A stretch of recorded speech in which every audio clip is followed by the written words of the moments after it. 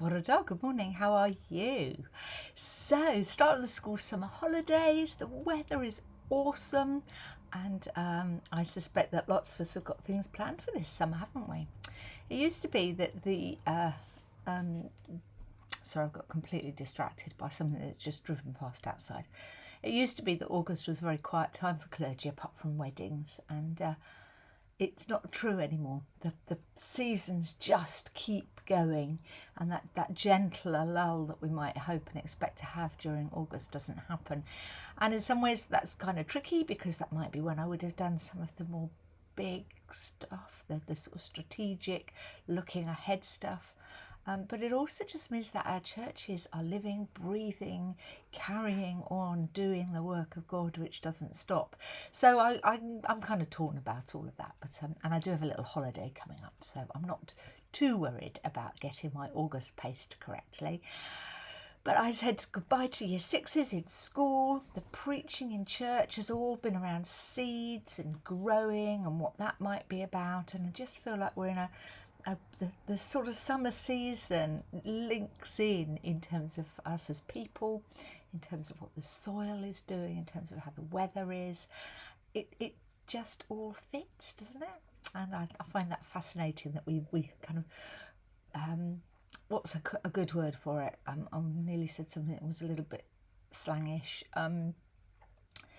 Well, we feel our way through this season without really considering it. It's the green season in church, sometimes called the growing season, but it's ordinary time, and there's nothing ordinary about what's going on at all. So, yes, all of that has been bubbling around in my brain. And I was looking for materials for the children and what I was going to say to them as they're leaving school to go on to their senior schools, and also for our all-age worship. And I came across the most beautiful children's book, and the last page of it is not wasted if it's only offered to children, but we should never be afraid to look into some of the things that are not exactly meant for us, to see what they might offer us. And I want to read to you the very last page of this book. The book is called Breathe. It's a child's guide to Ascension, Pentecost and the growing season. And there's lots and lots of beautiful story stuff in here. I was particularly taken, sorry, I'm showing you pictures now, of this child who's blowing dandelions, which is one of my favourite things to do. So this is written for children, but it is profound and gentle and beautiful. And I'm offering this to you as a way to gently tiptoe your way through the coming weeks over the summer months, as people holiday, as the children play in the river, and see what it means to you. Here we go. The Holy Spirit is like seeds and like the breath of wind that carries them. It is within us and beyond us. I am part of this. The Spirit is in me too.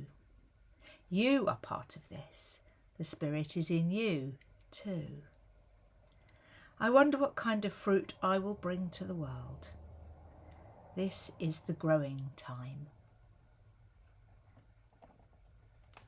So although we're into holiday season, it is the growing time.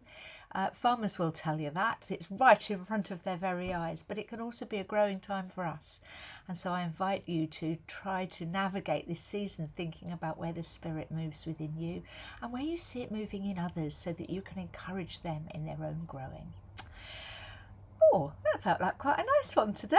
I hope it's landed well with you, and I hope you have a good week. You know where I am. Lots of love and God bless. Bye bye.